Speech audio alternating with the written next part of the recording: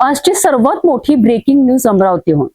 अमरावती जिल्हा स्त्री रुग्णालयातील नवजात शिशु अतिदक्षता विभागात पहाटे 3:30 वाजताच्या सुमारास अचानक भीषण आग लागल्याने मोठी खळबळ उडाली आहे। प्राथमिक माहितीनुसार व्हेंटिलेटरमध्ये स्फोट झाल्यानंतर आग लागल्याचे सांगण्यात येत आहे। घटनेच्या वेळी नवजात शिशु कक्षात तब्बल 39 बालकांवर उपचार सुरू होते। आग लागल्याचे लक्षात येताच ड्युटीवर असलेल्या डॉक्टर, नर्सेस आणि कर्मचाऱ्यांनी तातडीने बालकांना सुरक्षित बाहेर काढले। अनेक बालकांना इतर ठिकाणी हलविण्यात आले असून 6 बालकांना सुपर स्पेशालिटी रुग्णालयात दाखल करण्यात आले आहे। मात्र या भीषण दुर्घटनेत 3 निष्पाप बालकांचा होरपळून मृत्यू झाल्याची दुर्दैवी माहिती समोर आली आहे। अमरावती येथील डफरीन रुग्णालय या ठिकाणी दुर्दैवी घटना झाली असून या ठिकाणी जे डफरीन मध्ये नवजात शिशु कक्ष आहे या कक्षाला अचानक आग लागली आणि कशामुळे ही आग लागली याचे कारण आता सध्या तपासण्याचं काम सुरू आहे। परंतु यामध्ये 3 नवजात मुलांचा दुर्दैवी मृत्यू झालेला आहे। ही घटना अमरावती येथील डफरीन हॉस्पिटलमध्ये झाली असून या ठिकाणी माजी महिला बालकल्याण मंत्री यशोमती ठाकूर सुद्धा या ठिकाणी दाखल झालेले आहेत। या ठिकाणी जे मुलं या पेटीमध्ये ठेवण्यात येतात आणि जे कमी दिवसाचे मुलं असतात या मुलांना या कक्षात ठेवलं होतं, परंतु हे घटना कशामुळे झाली याचा सध्या तपास करत आहे। या ठिकाणी पोलीस उपायुक्त श्याम घोगे, पोलीस उपायुक्त यशवंत सोळंके सुद्धा घटनेसाठी दाखल झालेले आहे। या ठिकाणी मोठ्या प्रमाणामध्ये शहरातील सामाजिक कार्यकर्ते, राजकीय नेते या ठिकाणी दाखल झाले। मी camera person Mohan sir, Nitesh Kelledar, city news Amravati.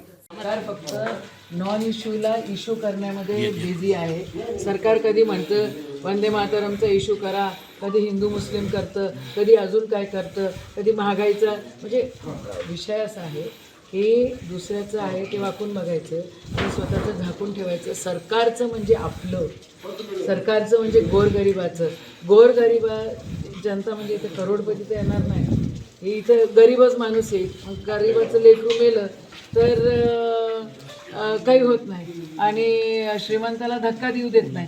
त्या लेकरांच्या आईवडिलांना बघा आता बोलताना तर वेदना होत आहेत की कंपेन्सेशन द्या म्हणून, ते तर दिलंच पाहिजे, रिस्पेक्टफुली कंपेन्सेशन दिलं पाहिजे। पण सरकारी दवाखाने, सरकारी शाळा ह्याच्याकडे हे जे सरकार आहे महायुतीचं यांचं लक्षच नाही आहे। यांचं भलत्या गोष्टींकडे लक्ष आहे। जे लक्ष द्यायला पाहिजे ते केलं पाहिजे बाबांनो, आणि उगाचच ब्लेम गेम करू नका।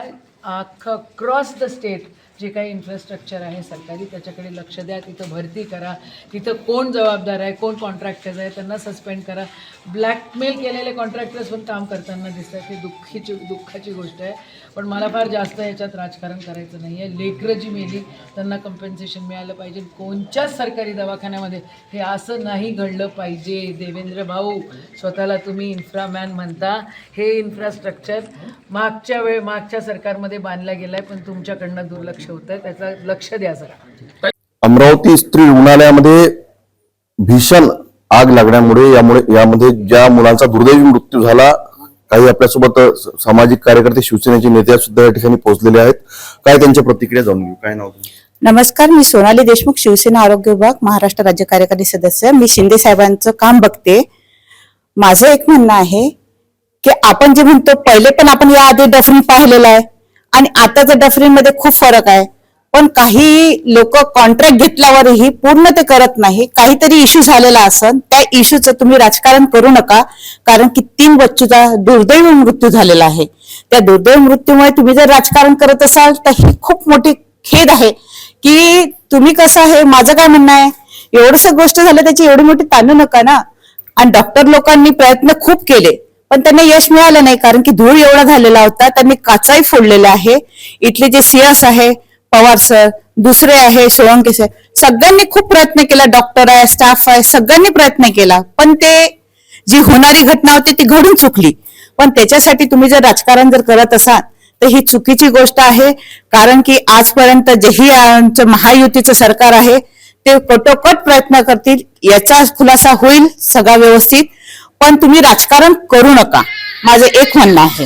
किती मुलं याच्यामध्ये प्राण वाचले, अजून काही स्थिती सध्या काय बघायला मिळते? इथे 9 मुलं होते, तिच्यातले 6 वाचण्यात यश झालं, 3चा दुर्दैवी मृत्यू झाला आहे। कोण कोण आहे मुलं, काही माहिती नाही, त्यांची माहिती अजून कळायची आहे। पण ते आता सध्या आपलं पीएम साठी गेलेले आहे. कशामुळे झाली असेल? घटना ही जे वेंटी आहे ते वेंटीचा स्फोट झाला आहे. काहीतरी लिकेजमुळे वेंटीचा स्फोट झालेला आहे आणि याच्यात सगळ्यांनी म्हणजे कटोनाट प्रयत्न केलेला आहे की नाही बो हे वाचले पाहिजे, पण नाही वाचू शकले. ती घटना घडून चुकली आहे. आणि तुम्ही माझं एकच म्हणणं आहे, सगळ्यांना विनंती आहे, सगळ्या राजकारण्यांना विनंती आहे की तुम्ही राजकारण करू नका. कारण 3 लहान बच्चू गेले, त्या आई वडिलांकडे बघा थोडस.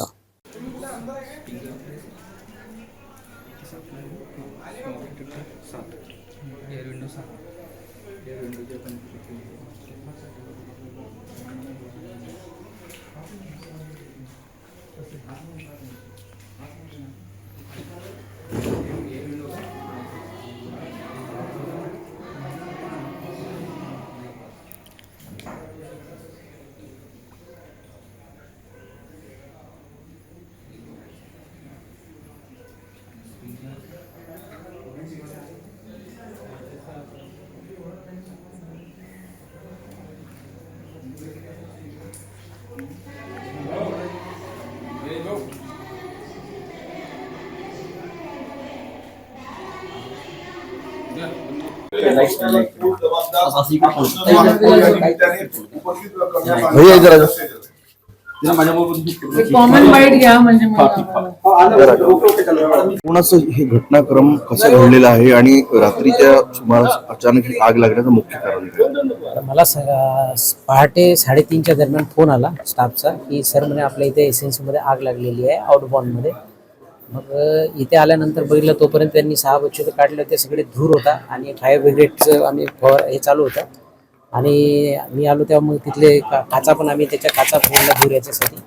आणि त्याच्यामध्ये 9 बच्चू होते एकूण. त्यापैकी आम्ही 6 काढण्यात यशस्वी झालो, 3 काढणे कारण की धूरच एवढा होता की खूप होता. आणि प्रत्यक्षदर्शी मी जेव्हा विचारलं तिथल्या स्टाफला तर स्टाफ सर म्हणे आम्ही इथेच होतो आणि एकदम त्याचा जोरात असा स्फोट झाला व्हेंटिलेटरचा. तर त्याच्यामुळे आग लागली एकदम आणि धूर झाला. तर त्याच्यामध्ये आम्ही 6 काढण्यात यशस्वी झालो आहे. म्हणजे व्हेंटिलेटरचा स्फोट झाला. हा, असं प्रत्यक्षदर्शी त्यांनी पाहिलं तर त्यांनी सांगितलं की व्हेंटिलेटरचा स्फोट झाला. आग विझवण्याची यंत्रणा काय आहे इथून, कशामुळे आग आपण एक्सटिंग्विशर आपण आहे आपले त्याच्यामुळे आपण विझवण्याचा प्रयत्न केलाय, पण त्यांनी काही झालेलं नाही. त्याच्यानंतर आपण मग फायर ब्रिगेडचं फवारणी केली, पाणी हे केलंय, पण धूर एवढा होता. आग तर विझली पण धूरच खूप होता. त्याच्यामुळे आम्हाला त्याच्या पोहोचायला खूप अडचणी जात होत्या. इमारतीचं फायर ऑडिट झालंय का? झालेलं आहे फायर ऑडिट. त्यामध्ये आता जे मुलं आहेत त्यांना कुठे कुठे हलवण्यात आलं? आता यातली मुलं आपण काही सुपर स्पेशालिटी हॉस्पिटल आहे आपल्या याचे कॅम्पसमध्येच, तिथे हलवले. आणि उर्वरित आपण पंजाबराव देशमुख तिथे हलवले. आणि काही प्रायव्हेट हॉस्पिटलची पण आपण मदत घेतलेली आहे. यामध्ये काही महिला ज्यांनी नवजात बालकांना जन्म दिला त्यांना कुठे हलवण्यात आलं? काय म्हटलं? महिलांना कुठे हलवण्यात आलं ज्यांनी जन्म नाही, महिला इथेच आहेत आपल्या इथे. त्यांना खाली व्यवस्था करण्यात आली बाकी इतर वॉर्डमध्ये. नेमका या संपूर्ण घटनेमध्ये आपण केव्हा दाखल झाले या ठिकाणी? मला जसं कॉल आला 3:30ला मी इथे लगेच साधारण 5 ते 10 मिनिटांमध्ये इथे पोहोचलोय. शासनाकडून अशा ज्या घटना होतात किंवा असे जे दुर्दैवी मृत्यू होतात त्यांच्या कुटुंबांना काही मदत मिळते का? नाही, आता मी शासनाला तर आता त्यातलं कळवेल आणि बाकी चौकशी करून त्याच्यावर अंतिम निर्णय घेण्यात येईल त्याच्यावरती. घटनेनंतर रुग्णालय परिसरात मोठी अफरातफर उडाली. पालक आपल्या चिमुकल्यांना सुरक्षित ठिकाणी घेऊन जाताना दिसून आले. दरम्यान घटनास्थळी माजी पालकमंत्री ऍडव्होकेट यशोमती ठाकूर, माजी महापौर विलास इंगोले आणि माजी पालकमंत्री डॉक्टर सुनील देशमुख यांनी भेट देऊन परिस्थितीची पाहणी केली. त्यांनी रुग्णालय प्रशासनाकडनं घटनेची माहिती घेतली, तसेच पीडित कुटुंबियांशी संवाद साधला. आगीचे नेमके कारण काय, व्हेंटिलेटरमध्ये स्फोट कशामुळे झाला आणि या घटनेला जबाबदार कोण याचा तपास आता सुरू आहे. अमरावतीतील या धक्कादायक घटनेची प्रत्येक अपडेट आम्ही आपल्यापर्यंत पोहोचवत राहणार आहोत. आपण पाहत रहा सिटी न्यूज.